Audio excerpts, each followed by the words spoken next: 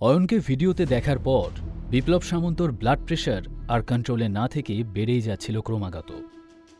এই মুহূর্তে ওনার নিজের পরিবারের অপমানের কথাও মনে ছিল না, আর রাতুলের নষ্ট করা ৫০ কোটি টাকার কথাও মনে পড়ছিল না। যে বিষয়টা বিপ্লব সামন্তকে সবথেকে বেশি চিন্তায় ফেলে দিয়েছিল তা হল তাঁর অপদার্থ ভাইপো রাতুলের জন্য এখন যদি অয়ন রায়চৌধুরী রাগ করে কিছু একটা করবে বলে ডিসিশন নেয়, তাহলে শুধু যে ওনার ব্যবসা নষ্ট হয়ে যাবে তাই নয়, ওনার এমন সোনায় বাঁধানো ভাগ্যটাও একেবারে নালা দিয়ে ভেসে চলে যাবে। কি যে হবে সেটা কল্পনাতেও আনতে পারলেন না বিপ্লব সামন্ত।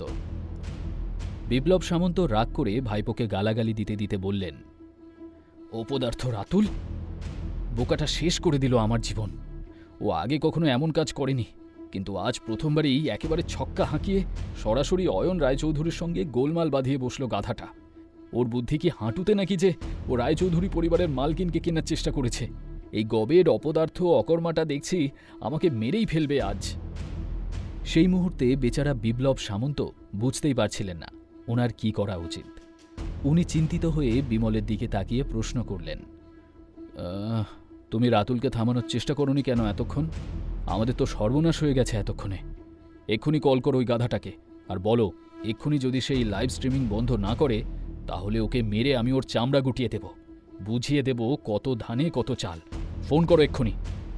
কথা বলতে বলতে বিপ্লব সামন্ত ওনার গাড়ির দিকে দ্রুত এগিয়ে যেতে লাগলেন। রাগ বাড়ার সঙ্গে সঙ্গে ওনার হাঁটার স্পিডও বাড়ছিল ক্রমাগত। বিমল বুঝতে পারছিল এরপর আর বসকে কন্ট্রোল করা যাবে না। ও পরিস্থিতিটা বোঝানোর জন্য বলল, বস, আমি অনেকক্ষণ চেষ্টা করছি, কিন্তু রাতুল ফোন তুলছে না। সর্বনাশটা আরও বাড়িয়ে আজও নিজের সঙ্গে অন্য কাউকে নিয়েও যায়নি। আমার ভয় হচ্ছে আমাদের উপরেও কোনো বিপদ আপদ না আসে।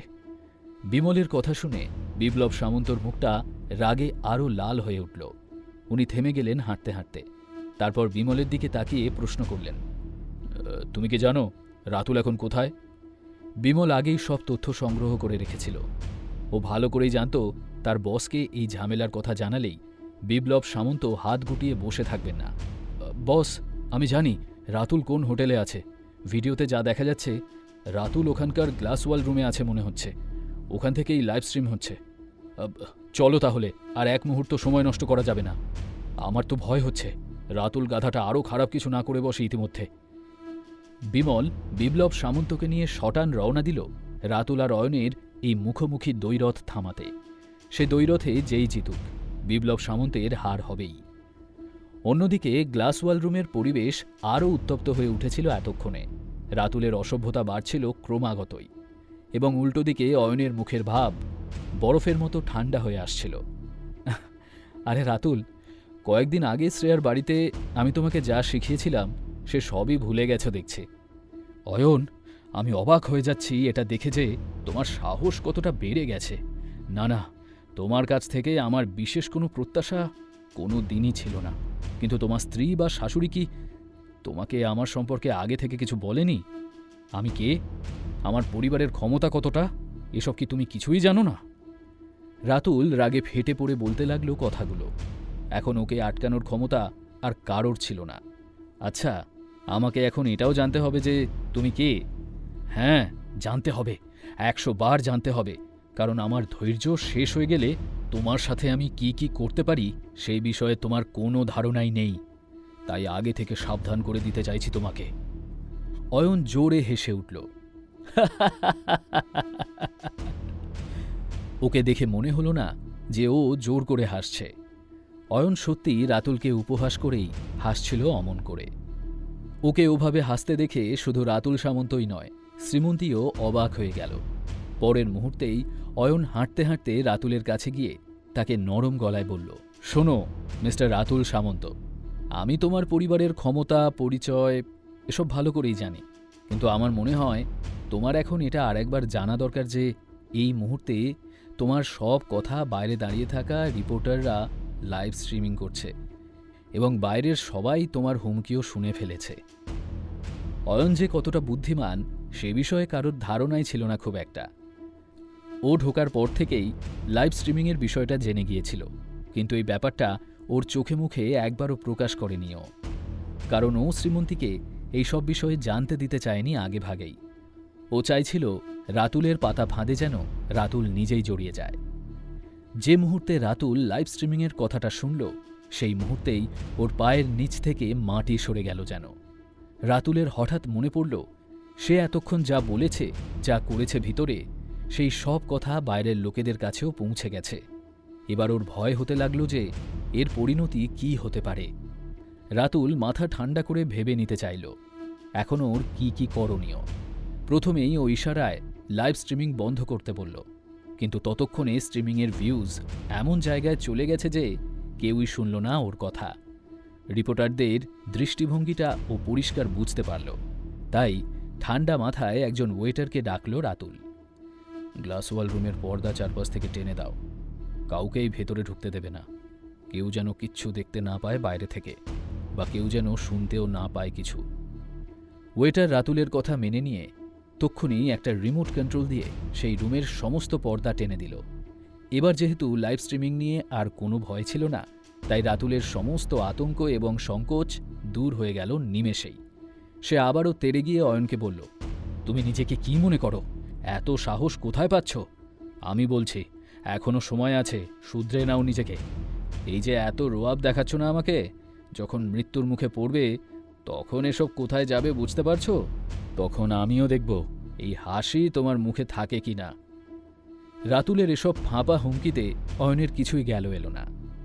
ভয় পাওয়া তো দূরের কথা, অয়নের মজাই লাগছিল রাতুলের এই পালোয়ানের মতো হাবভাব। কিন্তু শ্রীমন্তীর কাছে ব্যাপারটা একদমই তেমন ছিল না। ও সামন্ত পরিবারের কথা অনেক শুনেছে, তারা যে কি করতে পারে তা ওর ভালোই জানা আছে।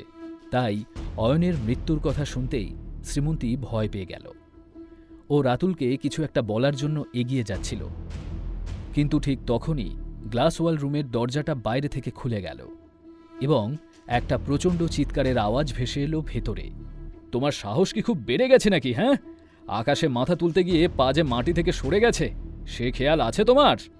রাতুলের সাথে সাথে অয়না শ্রীমন্তীও অবাক হয়ে সেই আওয়াজের দিকে ফিরে তাকাল। আর আশ্চর্য হয়ে সবাই দেখল কথাটা অন্য কেউ না, বলেছেন বিপ্লব সামন্ত।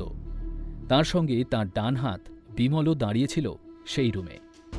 তাদের দেখে শ্রীমন্তী আরও বেশি নার্ভাস হয়ে গেল। এ কি সর্বনাশ নেমে এলো ওর জীবনে! হে ভগবান, সর্বনাশ হয়ে গেছে। বিপ্লব সামন্ত পর্যন্ত পৌঁছে গেছে ব্যাপারটা। এবার যদি অয়নের... না, আমাকে নিজেই ক্ষমা চেয়ে এই বিষয়টা এবার মিটমাট করে নিতে হবে। শ্রীমন্তী যখন অয়নের জন্য চিন্তা করছিল, তখন আনন্দে আত্মহারা হয়ে গেল রাতুল। ওর মনে যেন হাজার প্রজাপতি ডানা মেলল একসঙ্গে। ও ভালো করেই জানত যে ওর কাকা ওকে কখনো হেরে যেতে দেবেন না। কাকাকে হোটেলে পা রাখতে দেখে রাতুলের মুখে হাসি ফুটল। ও বিপ্লব সামন্তর দিকে তাকিয়ে বলল, কাকা, তুমি এখানে? তোমার এখানে আসার তো দরকার ছিল না, আমি নিজেই তো সামলে নিতাম ব্যাপারটা। কিন্তু এখন যখন তুমি এসেই গেছো, আমার আর কোনো টেনশন নেই। বিপ্লব সামন্ত ওনার এই অকর্মা অপদার্থ ভাইপোর কথায় পাত্তাই দিলেন না। ওনার সমস্ত মনোযোগ শুধু এবং শুধুই অয়নের দিকে ছিল। অয়ন তার এই নতুন বিজনেস পার্টনারের চোখে প্রচণ্ড ভয় দেখতে পেল, তাই পুরো বিষয়টা বুঝতে ওর সময় লাগেনি খুব একটা। নিশ্চয়ই বিপ্লব সামন্ত এখানে ওনার ব্যবসা হারানোর ভয় চলে এসেছে। ভালোই হলো একদিকে। আমি ভাবিনি বিপ্লব সামন্ত আমাকে এত গুরুত্ব দেবে। যাক, ভাইপোর ঘটে বুদ্ধি না থাকলেও ওর কাকার যে ব্যবসার বুদ্ধি আছে সেটা ভেবেই ভালো লাগছে। শুধু ইউরোপ গিয়ে চুক্তি সই করে এসেছে বলেই নয়, ব্যক্তিগতভাবেও আমাকে খুশি করে দিল বিপ্লব সামন্ত। অয়ন এইসব ভাবতে ভাবতে শুধু একবার শ্রীমন্তীর দিকে তাকালো। ও চায়নি শ্রীমন্তীর সামনে ওর আসল পরিচয় প্রকাশ পেয়ে যাক। এই কারণেই ও সঙ্গে সঙ্গে বিপ্লব সামন্তকে ইঙ্গিত করল যেন ভেতরের কথা ভেতরেই থাকে। আর বিপ্লব সামন্ত নিজেও একজন চতুর ব্যবসায়ী ছিলেন, কাজেই অয়নের এই ছোট ইঙ্গিত বুঝতে ওনার সময় লাগল না খুব একটা। তিনি আবার তার ভাইপোর দিকে তাকিয়ে রাগত গলায় বললেন, কথাটা আমি তোমাকে বলেছিলাম রাতুল, মনে আছে? তোমার শিক্ষার প্রয়োজন আছে আরও। এসব কি হচ্ছে? মানুষের সাথে এইভাবে কথা বলতে হয়? সাহস কি মাথায় উঠে গেছে নাকি তোমার? বাঁচার ইচ্ছে আছে নাকি প্রাণ হারাতে চাও? কাকার মুখে এমন কথা শুনে রাতুলের পায়ের নিচ থেকে মাটি সরে গেল। এইসব কি হচ্ছে? রাতুল এমনটা একেবারেই আশা করেনি। পুরো খেলাটা বারবার উল্টে যাচ্ছিল কেন? সেটা কিছুতেই বুঝে উঠতে পারছিল না ও। রাতুল ভয়ে কাঁপতে কাঁপতে ওর কাকাকে বলল, কাকা তুমি কি বলছো? আমার এসবে কোনো দোষ নেই, দোষ তো এই অপদার্থ অয়ন রায়চৌধুরীর। রাতুল তার কথাটা শেষ করার পরেই মুহূর্তেই সপাটে একটা থাপ্পড় পড়ল ওর গালে। বিপ্লব সামন্ত আর নিজেকে সামলে রাখতে পারেননি। ওনার নিজের ভবিষ্যতের ভয় ছিল। একে তো তাঁর বোকা ভাইপো ওনাকে কিছু জানতে না দিয়ে এত বড় ঝামেলা পাকিয়ে রেখেছে, আর তারপর আবার এত কিছুর পরও চুপ না থেকে সে অয়নকে আরও গালাগালি দিয়ে চলেছিল। বিপ্লব সামন্ত আর কোনো ভুল করার জায়গায় ছিলেন না। গোটা ব্যাপারটা তো আগেই বিগড়ে গিয়েছিল। সেটাকে খানিক সামাল দেওয়ার জন্যে উনি রাতুলকে বললেন, তোমার কি জ্ঞান বুদ্ধি সব লোপ পেয়ে গেছে নাকি? হ্যাঁ, তুমি তো শুধু তোমার নয়, আমাদের পুরো সামন্ত পরিবারের নাম মাটিতে মিশিয়ে দিয়েছ। পুরো শহরে আমাদের নিয়ে সবাই উল্টোপাল্টা কথা বলছে, হাসাহাসি করছে, আর এর পরেও তুমি তোমার মুখটা বন্ধ করতে পারছো না। তোমাকে কি আমরা এই শিক্ষা দিয়েছি? এই দিন দেখার জন্য কি তোমাকে এত পড়াশোনা করিয়েছি যাতে তুমি একদিন তোমার নাম ধুলোয় মিশিয়ে দিতে পারো? নির্লজ্জ কোথাকার! রাতুল, তোমার কাছ থেকে এটা আমি একেবারেই আশা করিনি। রাতুলের মনে হচ্ছিল সে যেন একটা ভয়ঙ্কর দুঃস্বপ্ন দেখছে। এতদিন পর্যন্ত কাকা আমাকে সব সময় বলে এসেছে, যা করতে হয় করো, আমি সামলে নেব, তাহলে আজ হঠাৎ ওনার কি হলো? একই রকম প্রতিক্রিয়া শ্রীমন্তীরও ছিল। ওর নিজের চোখ কান কিছুতে বিশ্বাস করতে পারছিল না। ও এক এক করে রাতুল, বিপ্লব সামন্ত এবং অয়নের দিকে তাকালো আর মনে মনে বলল, এটা কি করে হতে পারে? বিপ্লব সামন্ত তো শিক্ষা দীক্ষা নিয়ে কথা বলার মানুষই নয়। নিশ্চয়ই এর পেছনে কিছু একটা গোলমাল আছে। শ্রীমন্তী কি সত্যি কথাটা জানতে পেরে যাবে?